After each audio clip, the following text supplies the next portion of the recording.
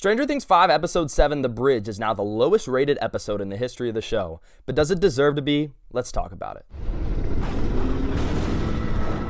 Welcome back, everybody. It's Ty the TV Guy here with another Stranger Things 5 video, and this time I'm going to be discussing the recent controversy around Stranger Things, which is basically just the last episode we've seen, Episode 7 in Season 5 that came out here in the last week, which is now the lowest rated episode of all time in Stranger Things with a 5.5 out of 10 star rating on IMDb, overtaking the Lost Sister episode, that infamous one back from Season 2, if you remember, as now by far the worst rated episode in the show. So I'm really surprised to see that it's this low. I'm going to talk about maybe what's fair and what's not fair about the criticisms of this episode, in my opinion. Before I get further into things, as always, make sure to like this video, comment your thoughts below, of course, about this episode, how much you enjoyed it personally, and subscribe to the channel for more content over the next week and month as I wrap up all my final thoughts on this show and give some all-time lists. It's going to be a good time. So this episode, admittedly, is a bit slow, is a bit anticlimactic heading into what we expect to be an epic finale.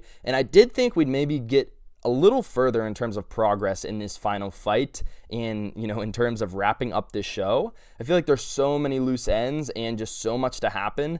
Granted, we do have a feature-length film-length final episode here with a 2-hour and 8-minute runtime that some of us are going to be able to see in theaters. So trust me, I do expect this to be like one big movie as a final episode. That being said, I do think I was expecting to be a bit further after episode 7 and get a couple more iconic moments. Personally, and I know some people disagree and didn't love the whole second volume.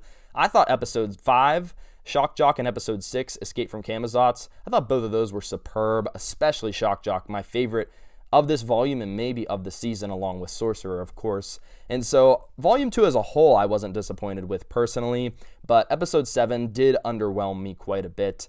And so I see where people are coming from with this in terms of not holding it in the highest regard, for sure. Now, whether this should be the lowest rated episode in the history of the show is a whole nother story, in my opinion. We still do get some good moments here. Max reuniting with Lucas, as always, between these two at this point, a great acted scene and just an emotional payoff moment that we've needed for so long now that the writers decided to bring Max back. We also get to follow, Holly's less rewarding return to her body as she tries to escape from the abyss up there in the sky and falls just short as, Nancy and the crew are devastated to see her falling from the sky and then get sucked back up by Vecna to the abyss for his master plan, which we see getting put into action right at the end of the episode. Other than that, we get a lot of reunion moments, which some were underwhelming with Max, and then the crew largely just reunites, heads back to the WSQK radio station after they meet back up with Dusted, Nancy, and the crew in the Upside Down. And once they're back there, they kind of all start getting ready for battle. They come up with the final plan. Everybody gives some of their thoughts. Of course, Dustin's very involved, but actually, interestingly, Steve is the mastermind behind the final plan. And there's also a great scene between him and Dustin where he apologizes for how he's acted in recent months and tells Dustin that, he learned from the best in terms of coming up with his plan to kind of wait for the worlds to start coming together to attack Vecna. And so that was awesome from Steve, and I did like a lot of character moments in this episode, I'm not going to lie. So, that's most of what happened, and a lot of it was just about bringing the crew together so that they could all push for this final battle, so in general, I liked a lot of it. And I think you needed to bring the whole group together and make it feel like they're all going into this final battle as one.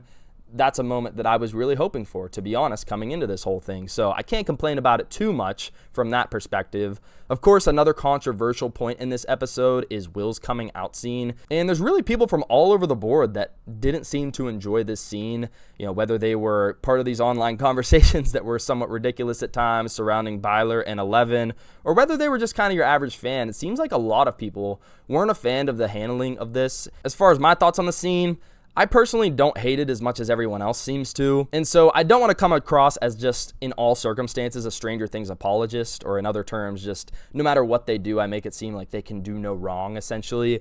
I don't think this scene was perfect by any means. I probably would have preferred, in terms of paying off his character and having an appropriate moment based on how they've built him up, to have like a one-on-one conversation with Mike the character that he clearly has liked for a while now, or even just with his mother or with his mother and Jonathan. Some combination of that would have felt a little more intimate and personal to me rather than having the whole crew in the room, including some of these random people that, though they know Will, really shouldn't probably be hearing this information the same way that Mike and Joyce and Jonathan and his other best friends are. So I don't know that I loved that for the character. I realized that for the plot, and in terms of making sure Vecna can't use this against him in the final battle and exploit it as a weakness, it may have been important for everyone to hear. And so maybe that was a part of Will's decision to call everybody into the room.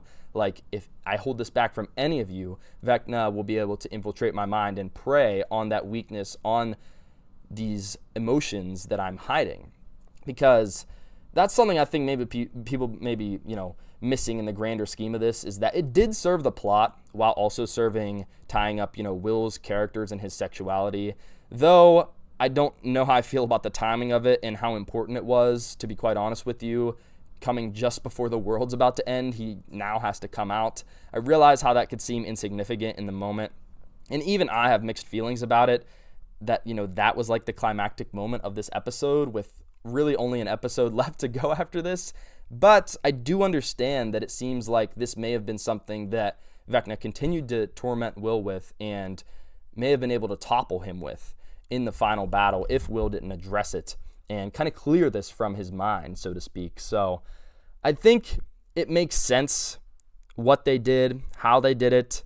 Wish they maybe would have done it a little earlier so it wasn't coming really in the last moments of the penultimate episode ever.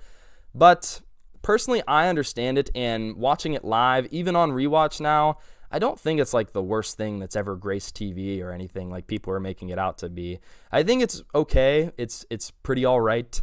I don't have a huge problem with it. Noah Schnapp's acting, I think, has gone up and down throughout the season. I still think he's really great and strives in the area of physical acting when he's playing out those powers or those really intense moments. With Vecna or in earlier seasons when he's being possessed, I do think those are his best moments, and that has carried true in season 5. So I think he's done great with that. And at times, some of his dialogue and emotional scenes have been good. Other times, not so much, comes off a little cringy. In this moment, I thought it was mostly good. Toward the beginning of the scene when he was like, I wanted to be just like you. We like all the same things. I thought that was really good. The acting near the end of the scene, though, when he's like hugging everyone and crying a little bit, I didn't love. So kind of like the experience with him and with this episode, maybe even, I feel like this scene itself kind of had its ups and downs. And so I'm not here to claim that it's perfect, but I'm also here to claim that it does make sense in terms of serving the story. It's not like it was just like randomly thrown in there to appease a certain, section of fans that may feel a certain way about this type of thing. I do feel like, whether you like it or not, that's how they've built up Will's character to be over the last couple seasons, and so it did need a payoff moment. Do I agree with the timing of it necessarily? It wasn't ideal to me, but overall, I think the theme and the necessity of the scene happening was there. And so I took a long time to talk about that scene because I think that's a large reason why this episode is being hated on so much and rated so low.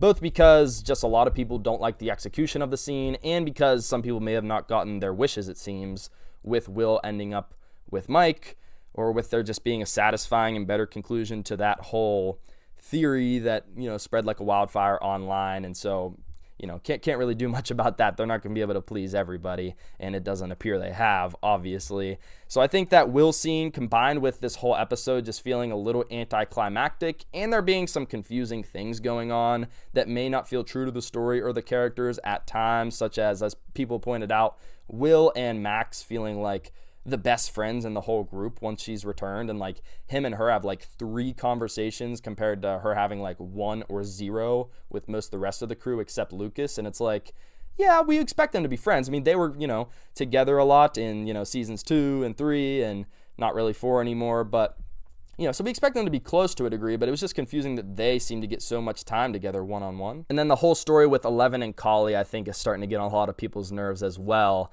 And we don't like the usage of her, and bringing her back, I think, was already questionable. I honestly can agree that I thought they would have executed with her more so to this point. If there's a huge, crazy moment in episode 8 that I like and I think is just super shocking, then maybe it will pay off her return. But so far, I haven't really been happy with how they've re-included her in the show. So these are some of the criticisms, and trust me, I get it. I get the frustration from some fans. At the same time, I think that, we are in a culture, as a lot of people have pointed out online, that especially with a show like Stranger Things that is this popular, a lot of people may be watching at this point to hope their theories get paid off rather than just appreciate what happens and, consume it normally as entertainment. And so I think a lot of people may be caught up in what they were hoping would happen, maybe with some relationships or maybe just some interesting theories they had about the plot in general that may not have come true. And we're obviously really close to the end now and know it's basically just the battle we have left. And so people may be disappointed if their wishes didn't come true. I personally, don't look at things that way. And so I don't really understand why that would be making people so upset. But I guess I can see some of the criticisms at face value with this episode. So getting to the final point of this video, does it deserve to have the lowest rating in the history of the show, Stranger Things, for any episode? I say absolutely not. I mean, I do not think this is the worst episode we've ever seen in the show. I think give me the first 2 episodes of season 3, definitely worse than this episode. The Lost Sister episode, I'd say, is definitely still worse, even though I don't hate it as much as most people.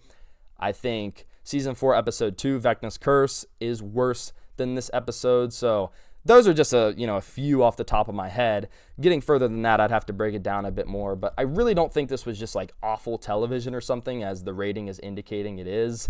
I think it was fine. I think it was okay. It was a little underwhelming given, where we're at in the show, the penultimate episode, and just the stakes that I expected to feel. I don't feel it that much going into this episode, and especially with the Duffer Brothers and other cast members building it up like, oh, it'll be this long and grueling 6-day wait between the 2 volumes here with volumes 2 and 3, and it's like, the cliffhanger wasn't that crazy, you know what I mean?